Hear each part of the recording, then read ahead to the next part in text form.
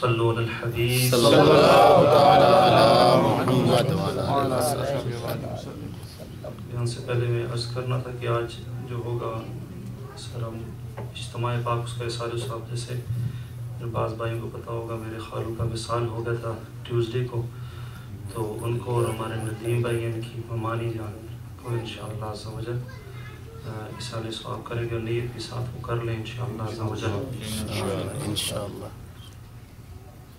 الحمدللہ رب العالمین والصلاة والسلام على سید الانبیاء والمرسلین اما بعد فاعوذ باللہ من الشیطان الرجیم بسم اللہ الرحمن الرحیم الصلاة والسلام علیک یا رسول اللہ الصلاة والسلام علیک یا رسول اللہ وعلى آلک واصحابک یا حبیب اللہ الصلاة والسلام علیک یا نبی اللہ الصلاة والسلام علیک یا نبی اللہ وعلى آلک واصحابک یا نور اللہ وعلی آلک واصحابک یا نور اللہ۔ اللہ عز و جل کے حبیب محمد مصطفیٰ صلی اللہ تعالی علیہ وآلہ وسلم ارشاد فرماتے ہیں تم اپنی مجالس کو مجھ پر درود پاک پڑھ کر آراستہ کرو، کیونکہ تمہارا درود بروز قیامت تمہارے لیے نور ہوگا۔ سبحان اللہ، صلو علی الحبیب صلی اللہ تعالی علی محمد محمد وعلی آلہ وصحبہ وبارک وسلم۔ کیوں بلا بیکار کی باتیں کریں، ہر گھڑی سرکار کی باتیں کریں۔ بے شک، سبحان اللہ، سبحان اللہ، بے شک۔ آج انشاءاللہ حضرت حضور غوث پاک رضی اللہ تعالیٰ عنہ کے فضائل پہ چند باتیں آپ کے سامنے پیش کروں گا، لیکن اس سے پہلے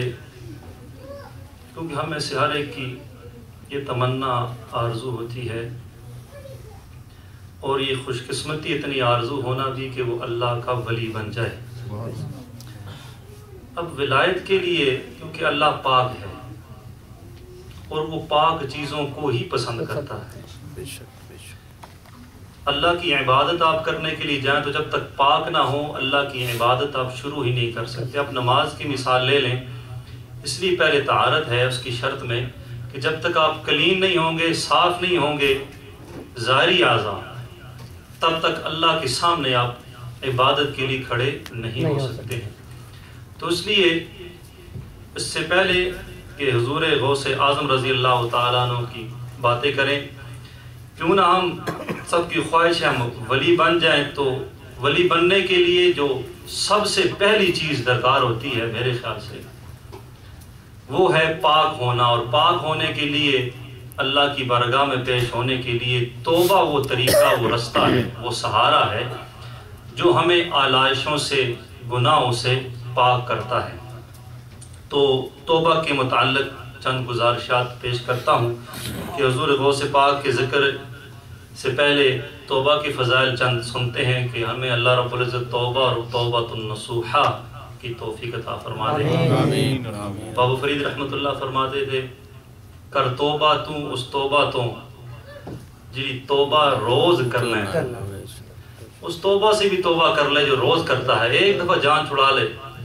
توبۃ النصوحہ کر لے، اور اس کا حکم اللہ رب العزت نے قرآن میں بھی فرمایا۔ تو توبہ کی قبولیت نفسانی خواہشات کی پیروی کرنے والوں کو پکار پکار کر کہہ رہی ہے کہ توبہ کرنے والا نوجوان اللہ کا محبوب ہے، اور ادھیڑ عمری میں گناہ کرنے والوں کو جھنجھوڑ رہی ہے کہ اللہ عز و جل ان کی توبہ قبول فرما لے گا، اور اظہار ندامت کرنے والے بوڑھوں کو آواز دے رہی ہے کہ اللہ تعالیٰ اپنی محبت میں ٹوٹنے والے دلوں کے قریب ہے۔ اب روشنی ہے توبہ، نور ہے، مروی ہے جب بندہ اللہ عز و جل کی بارگاہ میں کامل توبہ کرتا ہے اور رات میں اپنے رب عز و جل سے مناجات کرتا ہے، تو فرشتے نور کا ایک چراغ روشن کر کے زمین و آسمان کے درمیان لٹکا دیتے ہیں دیگر فرشتے پوچھتے ہیں یہ کیا ہے؟ تو ان سے کہا جاتا ہے کہ آج فلاں بن فلاں نے آج کی رات اپنے رب عز و جل کے ساتھ راضی ہو کر گزاری ہے۔ جب بندہ راضی ہوتا ہے توبہ کرتا ہے اور پھر رات کو اللہ رب العزت سے مناجات کرتا ہے، دعا کرتا ہے، گریہ ازاری کرتا ہے، تو دیکھیں فرشتے بھی اس کا ذکر کرتے ہیں اور دوسروں سے پوچھتے ہیں یہ تم نے چراغ روشن کیا ہے، یہ نورانی چراغ یہ کیوں روشن کیا ہے؟ تو اس بندے کا نام اور اس کے والد کا نام لے کے کہا جاتا ہے کہ اس نے آج کی رات رب عز و جل کے ساتھ راضی ہو کے گزاری ہے۔ اب جب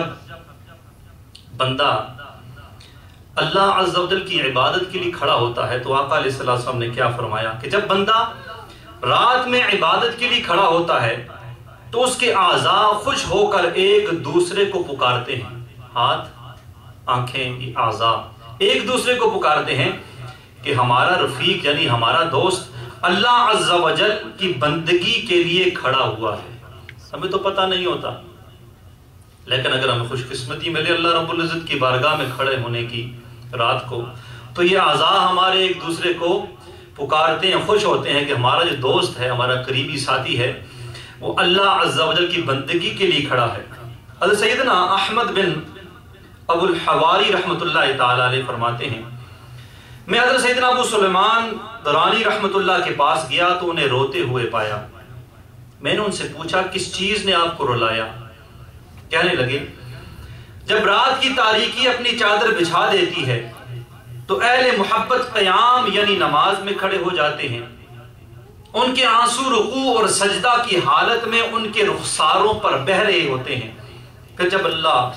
عز و جل ان پر نگاہ کرم کرتا ہے تو ارشاد فرماتا ہے اے جبرائیل علیہ السلام میرے سامنے وہ کھڑا ہے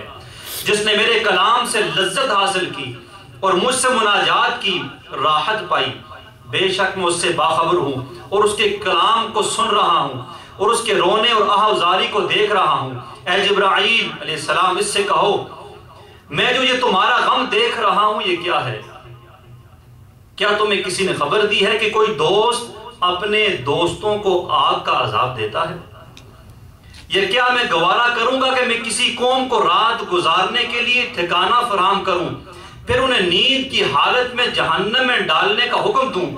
یہ کام تو کسی بدکار بندے کو بھی سزاوار نہیں، تو کریم بادشاہ کے لائق کیسے ہو سکتا ہے؟ مجھے اپنے عزت کی قسم کہ میں انہیں ضرور ایک تحفہ عطا کروں گا، وہ اس طرح کہ میں ان پر نظر رحمت فرماؤں گا اور وہ میرا دیدار کریں گے۔ سبحان اللہ۔ اللہ کے حضور بندہ آئے تو صحیح،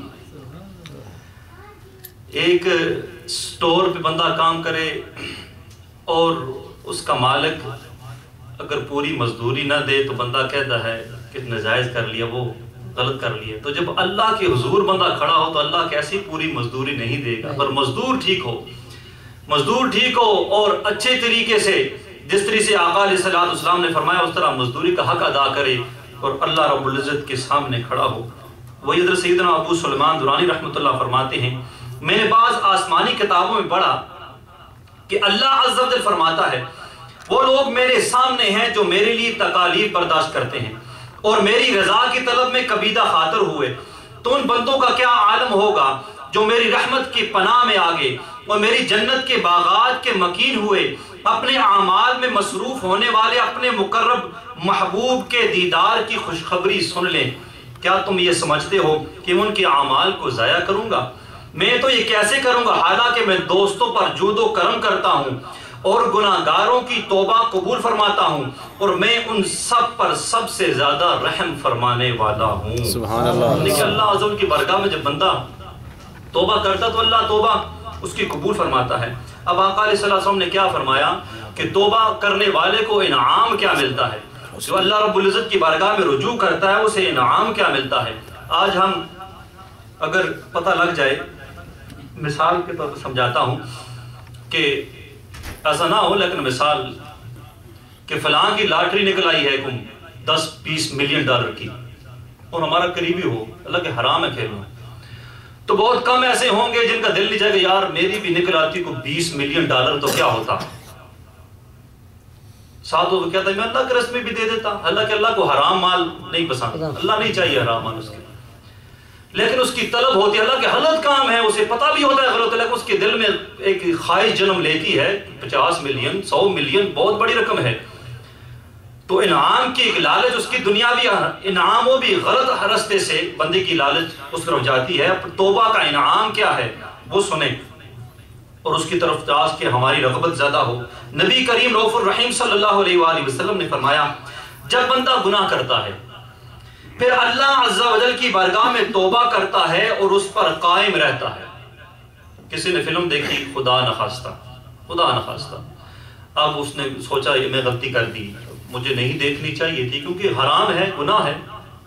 تو اب اس نے کہا یا اللہ میں تیری بارگاہ میں رجوع کرتا ہوں، میرے سے غلطی ہوگی نہیں کروں گا، اور اس پہ قائم رہتا ہے، کوئی گناہ بھی کرے قائم رہتا ہے،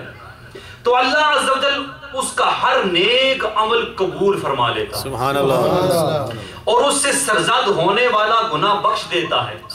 اور معاف ہونے والے ہر گناہ کے بدلے